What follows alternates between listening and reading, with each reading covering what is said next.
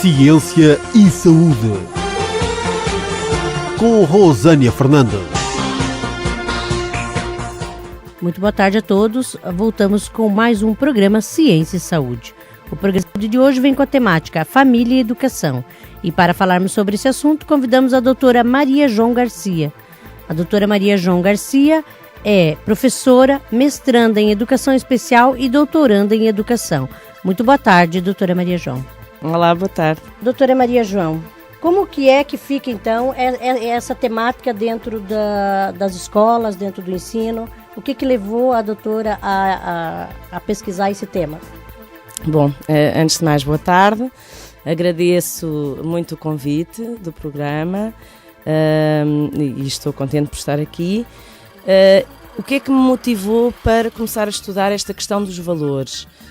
Eu sou educadora de infância e trabalhei já em vários locais diferentes, com características bastante diferenciadas. Por exemplo, trabalhei inicialmente no ensino particular, mas de solidariedade social, isto é, trabalhava num local de um bairro social, portanto era um infantário localizado mesmo no centro de um bairro social, em que já me despertava esta questão dos valores, não é? A importância de promover valores desde cedo nas crianças.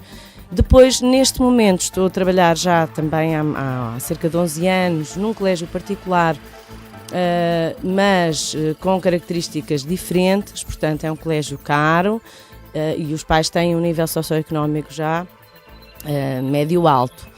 E, portanto, o que me deparei, curiosamente, porque foi uma surpresa para mim, foi que esta questão dos valores é importante tanto nas crianças carenciadas como nas crianças com famílias com dinheiro, enfim, com algum poder monetário. Porquê? Porque o acompanhamento dos pais, tanto num caso como no outro, da experiência que eu pude ter, ficava um pouco aquém do que eu pensaria ser o ideal para a promoção dos valores. Independente da condição econômica. Exatamente. Por razões diferentes, mas o facto de tanto os pais de nível social baixo, socioeconómico baixo, trabalharem muitas vezes não terem rotinas, portanto haver uma certa destruturação, são famílias de alguma forma destruturadas, não permitia a existência de rotinas familiares, uma organização de fundo que permitisse promover esses valores familiares, não é? Por outro lado, nas famílias com um padrão socioeconómico mais alto, isso também acontecia, porque os pais trabalhavam até muito tarde, normalmente era a empregada que estava com os filhos, que lhes dá jantar, portanto os pais não jantam a maior parte das vezes com os filhos, vêm-nos só quando chegam a casa já muito tarde, portanto já para irem dormir, e portanto o que eu achei foi que aqui acabava por haver pontos comuns, tanto num lado como no outro. Foi isso que me despertou a atenção para este estudo. E, portanto, eu pude ir vendo também, ao longo destes, enfim, já há quase 20 anos que trabalho como educadora, pude ir vendo que tem havido algumas diferenças também na forma como os pais, o comportamento dos pais em relação aos filhos e o próprio comportamento das crianças também tem vindo a alterar relativamente aos valores. Doutora Maria João, como é que dentro da sua pesquisa você acha que poderia reverter a situação, tanto de um lado quanto de outro? Até levando em consideração agora com a crise, que as pessoas realmente estão muito ligadas mesmo ao trabalho, principalmente ao financeiro, né? O que você acha que poderia aí ser readaptado para melhorar essa situação? Neste estudo, eu entrevistei algumas mães e daquilo que estas mães referiram, sobretudo, o passar o tempo com os seus filhos, que seria essencial para a passagem de valores. Portanto, aquilo que foi referido maioritariamente foi que não há uma forma específica de passar os valores. Portanto, uma das formas é o exemplo dos pais, não é? E é o estar com os filhos, fazer coisas com os filhos. Isto é, terem rotinas familiares, por exemplo, o facto de fazerem as refeições em conjunto, de falarem sobre o seu dia na escola.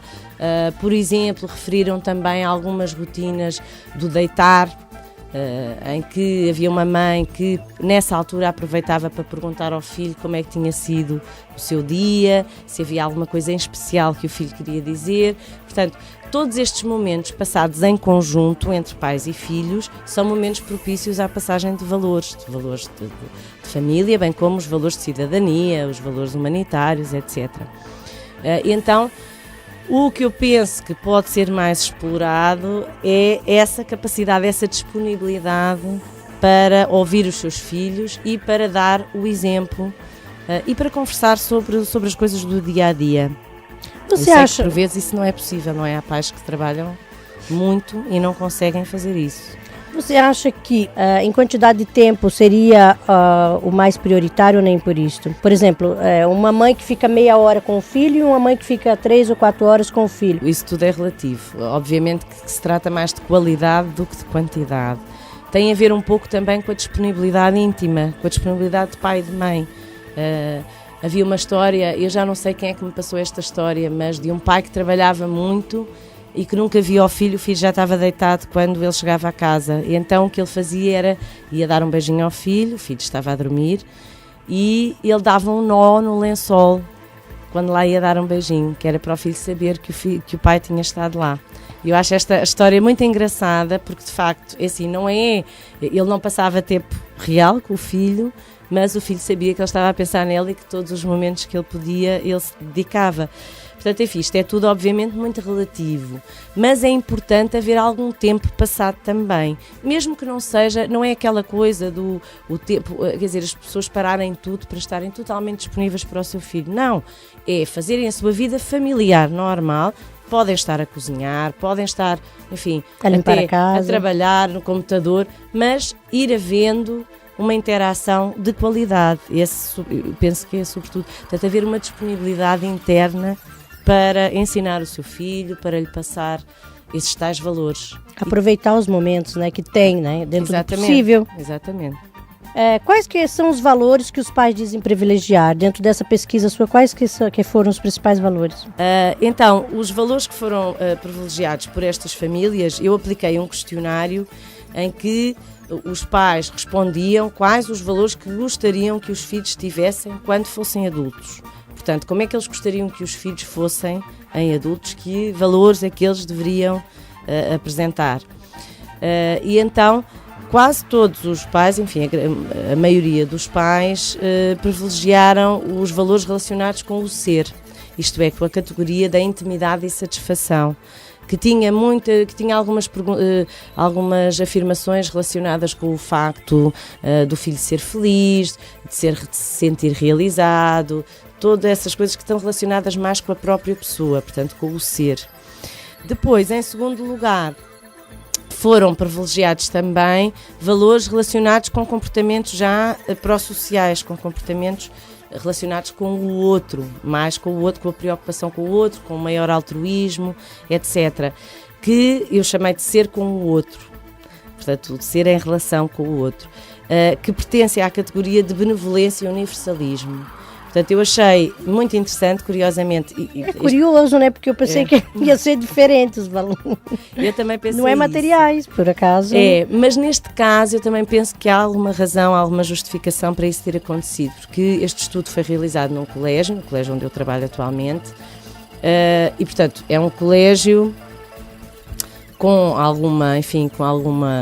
com padrão médio-alto, mas alguns dos pais também que foram entrevistados são também professores e, portanto, também têm talvez alguma preocupação em relação à questão dos valores, já por inerência da profissão. Talvez por isso também, como foi um estudo muito homogéneo, foi feito num local muito homogéneo, deu esse resultado. Estes resultados também foram muito uniformes, mas eu penso que se isto fosse extrapolar para outros grupos sociais, que daria diferente, obviamente. Penso que sim. Se calhar seria bom a Maria João fazer, né, uma outra investigação em outro local para fazer essa própria contraponto para ver, isso, né? Foi também pensado, isso foi também uma das coisas que eu até sugiro no final do estudo. procurar fazer, enfim, comparar diferenças entre várias escolas diferentes e grupos sociais diferentes. Quais seriam as mudanças, então, e o que estaria mais relacionado dentro dessa temática para que pudesse ajudar ou esclarecer melhor os ouvintes? Bom, queria também explicar, então, que ocorreram profundas mudanças agora sociais, económicas, enfim, em termos globais, a nível mundial, mas também a nível europeu e em Portugal. Portanto, ocorreram estas mudanças em todo o mundo. Em Portugal foi um processo um pouco mais tardio, por causa do regime político na altura. Então, estas mudanças em 20 anos houve quase que uma revolução, alguns autores até falam que a forma de conceber a paternidade alterou-se profundamente em 20 anos. Portanto, quase que houve uma revolução na forma de pensar o ser pai e o ser mãe, não é? E de agir como pai e como mãe. Então, todos os papéis foram alterados, houve aqui está a haver ainda uma reorganização de tudo isto. Portanto, eu penso que este processo é um processo de adaptação dos pais, os pais estão a adaptar-se a todas estas mudanças, só que muitas vezes esta adaptação é feita com avanços e recuos, portanto, eles não sabem muito bem que papel devem ter, qual deve ser, como devem agir em certas situações e que valores devem privilegiar efetivamente, porque muitas vezes os pais dizem privilegiar alguns valores. Este estudo refere-se àquilo que os pais dizem privilegiar, nós não sabemos efetivamente se é isso, depois eles o fazem na família ou não, não é? Pronto, é o que eles dizem fazer. Mas depois na prática muitas vezes não é isso que é implementado. Portanto, eu acho que os pais estão aqui num processo de adaptação a tudo isto que foi muito rápido. Todas estas mudanças foram muito repentinas. Portanto, neste momento, antes havia uma forma de agir que era a forma aceite para o papel de pai, para o papel de mãe, para o papel da família, da instituição familiar como um todo. Neste momento há várias formas de agir. Há tantas formas de agir, permite-se tantas formas de agir que os pais muitas vezes não sabem qual delas adotar. Qual a melhor forma? Qual a melhor forma, como é que podem fazer para ajudar melhor os seus filhos. E ficam um pouco perdidos aqui nestas questões. Porque agora também as próprias famílias alteraram-se muito. Portanto, havia a família nuclear, e agora há uma multiplicidade de tipos familiares, a monoparental, a família de lésbicas e homossexuais, famílias multigeracionais, há famílias, enfim, recompostas, não é? As famílias que juntam-se pai e mãe, que estão separados e que formam uma outra família com filhos de ambos os casamentos. Portanto, tudo isto alterou muito, quer dizer, e não houve preparação para os pais responderem de uma forma talvez mais efetiva e mais eficaz a tudo isto. Eu queria só também ressaltar, em todo este estudo e agora também no doutoramento, também no estudo que estou a fazer, eu tenho uma visão muito positiva em relação a estas alterações, porque eu acho que tudo isto é evolução, faz parte. Todos estes, enfim, nós sabemos que quando há adaptações, quando há destabilizações, não é? Depois há uma nova adaptação e é isso que vai construindo enfim, novos valores, novos valores. Podemos ter enfim, alguns valores de fundo, mas vamos construindo sobre eles outras versões, outras formas de valorizar certas coisas, enfim, dentro de uma sociedade que está sempre em mutação. Então, acho que é positivo, embora às vezes os pais sintam uma certa angústia, não é? Porque não é fácil, juntamente com toda a sua vida, que é, os pais nestas entrevistas falaram muito da falta de tempo, a falta de tempo para estarem com os filhos, que sentem muito isso, que sentem muito essa necessidade e não conseguem, e portanto que a vida é toda muito a correr, falaram recorrentemente neste aspecto, e portanto eu penso que os pais muitas vezes se sentem de alguma forma angustiados, e às vezes com uma certa incapacidade de responder a isto, mas eu acho que isto é a tal adaptação, até chegar a um ponto de maior estabilidade, de assentamento, é um processo, faz parte, mas eu penso que é tudo muito positivo. Ok, então agradecemos a presença da doutora Maria João aqui no nosso programa. Até uma próxima oportunidade. Muito obrigada, eu é que agradeço a oportunidade. Muito boa tarde. Muito. O programa Ciência e Saúde tem o apoio da revista Zen Energy, Worldprint Brindes e Publicidade, equipa Sofia Corvelo da Costa, especialistas em mediação imobiliária da Remax Costa Atlântica, Salão de Beleza Neide Carvalho, amigos do Ciência e Saúde, Clínica Cognitiva.eu, IAC Academia Internacional da Consciência e programa de televisão Ciência e Consciência do Tom Martins. Revista Zen Energy. Todos os meses nas bancas com dicas, técnicas, exercícios e soluções práticas para conseguir o equilíbrio no seu dia-a-dia. Leia a revista Zen Energy para criar autoconfiança, desenvolver a sua autoestima, fortalecer o seu relacionamento, lidar com os seus filhos ou ainda libertar-se de medos, crenças, fobias, ansiedade e stress. Todos os meses nas bancas. Revista Zen Energy. Compre e invista em si. Equipa Sofia Corvelo da Costa, especialistas em mediação imobiliária. Se pretende comprar, vender ou arrendar um imóvel, pode contar comigo e com a minha equipa, com a nossa especialidade e disponibilidade. Equipa Sofia Corvelo da Costa, da Remax Costa Atlântica. Temos as melhores soluções para si. Contacte-nos desde já 96 176 49 76. Ciência e Saúde, com Rosânia Fernandes.